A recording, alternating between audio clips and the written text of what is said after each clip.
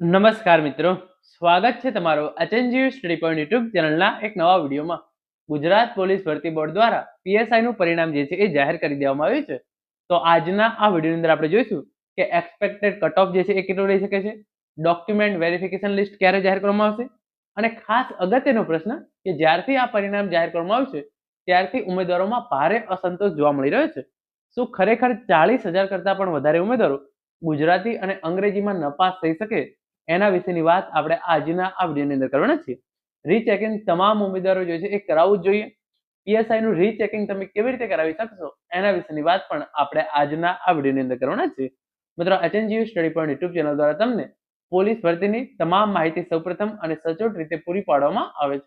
ભવિષ્યમાં પણ આવી તમામ માહિતી મેળવવા માટે ચેનલને અત્યારે સબસ્ક્રાઇબ કરી લેજો. તો હવે શરૂ કરીએ આજનો આ વિડીયો. તો સૌપ્રથમ તો આપણે જે છે એ 13 તારીખે પીએસઆઈ નું પેપર આપ્યું હતું. 472 જગ્યાઓ હતી અને એના માટે 1,02,935 ઉમેદવારો જે છે એ લેખિત પરીક્ષા આપી હતી. તો પહેલા જે છે એ પેપર 1 હતું અને પછી પેપર 2 હતું. પેપર 1 હતું એની અંદર પણ પાર્ટ એ હતો અને પાર્ટ બી હતો. તો બંનેની અંદર પાર્ટ એ અને પાર્ટ બી બંનેની અંદર જે ઉમેદવારો પાસ થયા હતા એમનું જે છે એ લેખિત પરીક્ષાનું પેપર જે છે એ ચેક કરવામાં આવેલું હતું. તો આ રીતે પાર્ટ જે આ પેપર 1 હતું એના માર્ક્સ તો ત્યારના જે છે એ પોલીસ ભરતી બોર્ડ દ્વારા જાહેર કરી દેવામાં આવ્યા હતા. પરંતુ જે આ લેખિત પરીક્ષાના માર્ક જે છે એ અંદાજિત 8 મહિના પછી હવે ડિસેમ્બર મહિનાની અંદર જે છે એ જાહેર કરવામાં આવેલા છે. રીચેકિંગ તમે જે છે એ 10 જાન્યુઆરી સુધી કરાવી શકો છો. તો આ રીતે 13 એપ્રિલે જે છે એ 1,02,935 ઉમેદવારો જે છે એ 472 પીએસઆઈ ની જગ્યાઓ માટે જે છે એ પરીક્ષા આપી.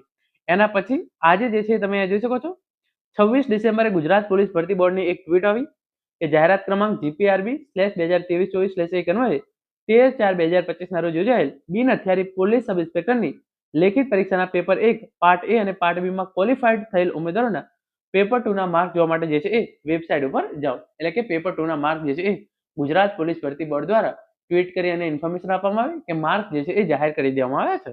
તો આપણે સીધા ફટાફટ વેબસાઇટ પર પહોંચી ગયા. વેબસાઇટ પર જઈને જોયું તો આ પ્રમાણેનું કંઈક પરિપત્ર જે છે એ જાહેર કરેલો હતો. બિન હથિયારી પોલીસ સબ ઇન્સ્પેક્ટર 13/4/2025 ના રોજ લેખિત પરીક્ષા પેપર 2 ના ગુણ જાહેર કરવા અંગે. તો આ જે છે એ તારીખ 13/4/2025 ના રોજ પીએસઆઈ ની પેપર લેવામાં આવી હતી અને એની અંદર જે છે એ 49,269 ઉમેદવારો એવા હતા કે જે પેપર 1 ની અંદર પાર્ટ એ અને પાર્ટ બી બંનેની અંદર જે છે એ પાસ થયેલા હતા. તો કુલ કેટલા ઉમેદવારો હતા? 49,269 ઉમેદવારો એવા હતા કે જે પાર્ટ એ ની અંદર પણ પાસ થયેલા હતા અને પાર્ટ બી ની અંદર પણ જે પેપર 1 હતું એની અંદર જે છે એ પાસ થયેલા હતા. તો આ ઉમેદવારોને જે છે એ માર્ક જાહેર કરેલા છે. એની અંદર 40 કરતા વધારે ગુણ મેળવેલા એવા ઉમેદવારોની યાદી જે છે એ જાહેર કરી છે અને જે ઉમેદવારોએ પેપર 2 ની અંદર 40 કરતા ઓછા ગુણ મેળવેલા છે એમની પણ જે છે એ યાદી જાહેર કરવામાં આવેલી છે. પછી અહીંયા તમને જે છે એ રીચેકિંગ વિશેની ઇન્ફોર્મેશન આપી છે એ હું તમને પછી કહું છું. પરંતુ તમે જોઈ શકો છો પીએસઆઈ પરીક્ષાના જે છે એ માર્ક જાહેર થયા છે.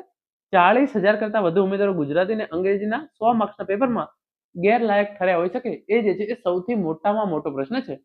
કારણ કે જે છે એ જે ઉમેદવારો પાર્ટ એ અને પાર્ટ બી બંનેની અંદર ક્વોલિફાય થયા છે, સારી રીતે લખેલું છે, એમાંથી જે છે એ 49,000 કરતા પણ વધારે ઉમેદવારો જે છે એ પાર્ટ એ અને પાર્ટ બી બંનેની અંદર પાસ થયેલા હતા. એમાંથી જે છે એ 40,000 કરતા પણ વધારે ઉમેદવારો જે છે એ પેપર જે લેખિત પેપર હતું એની અંદર જે છે એ ડિસ્ક્વોલિફાઈડ થયેલા છે. તો અહીંયા સૌથી મોટો પ્રશ્ન ઉભો થાય છે કે ખરેખર એવું તો કઈ રીતે પેપર ચેકિંગ કર્યું કે જેના કારણે મોટા ભાગના ઉમેદવારો જે છે એ લેખિત પરીક્ષાની અંદર ફેલ થઈ ગયા.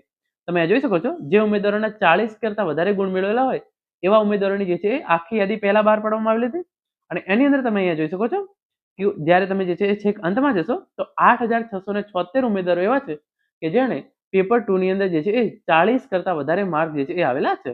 તો આ વાત થઈ ગઈ એવા ઉમેદવારોની કે જેણે પેપર 2 જે છે એ પાસ કરેલું છે, એટલે કે પેપર 2 ની અંદર એમને 40 કરતા વધારે માર્ક જે છે એ આવેલા છે. વેલ એન્ડ ગુડ 8,676 ઉમેદવારો એવા છે કે એમણે જે છે એ પીએસઆઈ ની પરીક્ષા જે છે એ પાસ કરી લીધી છે. પરંતુ વાત રહી બાકીના 40,000 કરતા પણ વધારે ઉમેદવારોની, તો એમના માટે તમે જોઈ શકો છો જે જાહેરાત ક્રમાંક GPRB 2023-24 પાર્ટ એ અને પાર્ટ બી ની અંદર બંનેની અંદર ક્વોલિફાઈડ થયેલા હોય પરંતુ પેપર 2 માં 40 કરતા ઓછા ગુણ મેળવેલા હોય એવા ઉમેદવારોની વિગત. તો અહીંયા જે છે એ બહુ જ મોટી 800 કરતા પણ વધારે પેજની જે છે એ આખી પીડીએફ જાહેર કરવામાં આવેલી છે અને એ પીડીએફ ના તમે જે અંત ભાગે જશો તો તમે અહીંયા જોઈ શકો છો કુલ 40,593 ઉમેદવારો જે છે એ એવા છે કે જેને જે છે એ 40 કરતા ઓછા માર્ક્સ જે છે એ આવેલા છે. તો આ જે છે એ મોટો પ્રશ્ન છે કે 40,593 ઉમેદવારોના પેપર એવા તો કેવી રીતે ચેક થયા કે તેઓ 40 માર્ક્સ પણ લાવી ના શકે.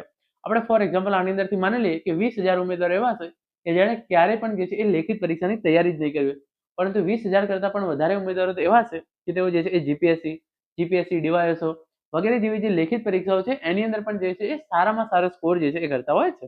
જે 812 પેજની આ પીડીએફ હતી એની અંદર 40,593 ઉમેદવારો એવા છે કે જેઓ જે છે એ પેપર 2 ની અંદર 40 માર્ક્સ પણ જે છે એ લાવી શક્યા નથી.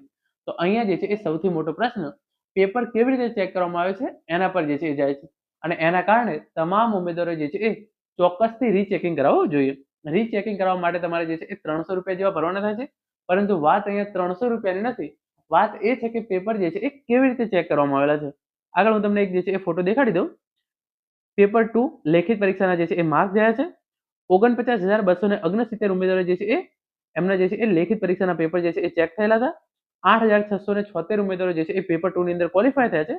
40,593 ઉમેદવારો જે છે એવા છે કે જે પેપર 2 માટે જે છે એ ક્વોલિફાઈડ થયેલા નથી. અને હવે આમાંથી 2 ગણા ઉમેદવારોનું જે છે એ ડોક્યુમેન્ટ વેરિફિકેશન લિસ્ટ છે એ જાહેર કરવામાં આવશે. હવે જે છે એ એક્સપેક્ટેડ કટ ઓફ કેટલું રહી શકે છે અને ડોક્યુમેન્ટ વેરિફિકેશન લિસ્ટ ક્યારે જાહેર કરવામાં આવશે આપણે એના વિશેની વાત કરીશું. અને એના પછી તમે પીએસઆઈ ની અંદર જે છે એ તમારે રીચેકિંગ ચોક્કસથી કરાવવું જોઈએ. રીચેકિંગ તમે કેવી રીતે કરાવી શકો છો એની હું તમને જે છે એ ઇન્ફોર્મેશન આપી દઉં. રીચેકિંગ પ્રોસેસ બાદ મેરિટના આધારે 2 ગણા ઉમેદવારોની જે છે એ યાદી જાહેર કરાશે. જે ઉમેદવારો પેપર 2 ના માર્ક્સમાં અસંતોષ ધરાવતા હોય તેઓ રીચેકિંગ માટે 10 જાન્યુઆરી જે છે એ સાંજે 5 વાગ્યા સુધી જે છે એ અરજી કરી શકે છે. અહીંયા 11 વાગ્યા લખ્યું છે, પરંતુ સાંજે 5 વાગ્યા સુધી તમે જે છે અરજી કરી શકો છો. રીચેકિંગ પ્રક્રિયા પૂર્ણ થયા બાદ મેરિટના આધારે 2 ગણા ઉમેદવારોની જે છે એ યાદી જાહેર કરવામાં આવશે, જેના આધારે આગામી દસ્તાવેજ ચકાસણીની કાર્યવાહી હાથ ધરવામાં આવશે. તો અત્યારે જે છે એ માર્ક્સ જાહેર કરવામાં આવે છે, એના પછી જે પણ ઉમેદવારો પેપર રીચેકિંગ કરાવશે એ તમામ ઉમેદવારોના પેપર જે છે એ રીચેકિંગ કરવામાં આવશે, અને એના પછી મેરિટના આધારે 2 ગણા ઉમેદવારોની યાદી જે છે એ ડોક્યુમેન્ટ વેરિફિકેશન માટે જાહેર કરવામાં આવશે. હવે ડોક્યુમેન્ટ વેરિફિકેશન માટેનું એક્સપેક્ટેડ કટ ઓફ જે છે હું તમને મોટું કહી દઉં તો જે જનરલ કેટેગરીના પુરુષ ઉમેદવારો છે એમનું કટ ઓફ જે છે એ 220 પ્લસ રહેશે. તો 220 પ્લસ જે છે એ જનરલનું કટ ઓફ રહેશે. તો બીજી કોઈ પણ કેટેગરી હોય એસસી, એસટી, એસસીબીસી તો એને તમારે જે છે એ 5 માર્ક્સ આગળ પાછળ જે છે એ સમજી લેવો, કારણ કે જનરલનું કટ ઓફ જે છે એ સૌથી ઊંચું હશે. તો એની અંદર જે છે એ 220 પ્લસ કટ ઓફ જાય તેવા પૂરેપૂરા જે છે એ ચાન્સીસ છે.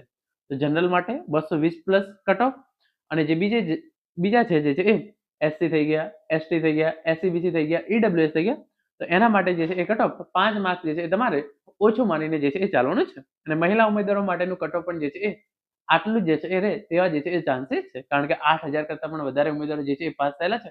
તો કટ ઓફ જે છે એ ઊંચું જાય તેવા પૂરેપૂરા ચાન્સીસ છે. તો આ વાત થઈ ગઈ ડીવી લિસ્ટ ક્યારે આવશે અને જે છે એ એક્સપેક્ટેડ કટ ઓફ કેટલો રહી શકે.